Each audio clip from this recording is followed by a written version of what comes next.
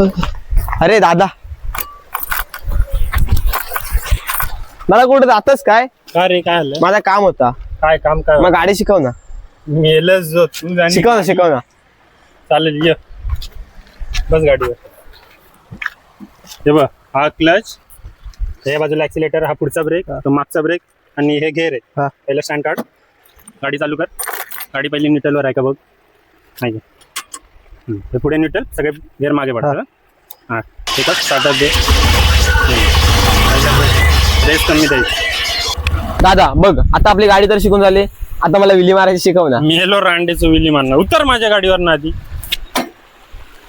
गाडी असली म्हणून काय झालं? दादा फक्त विली मारायची शिकवाय सांगितली ना, तर एवढा काय ऐकून दाखवायला गाडी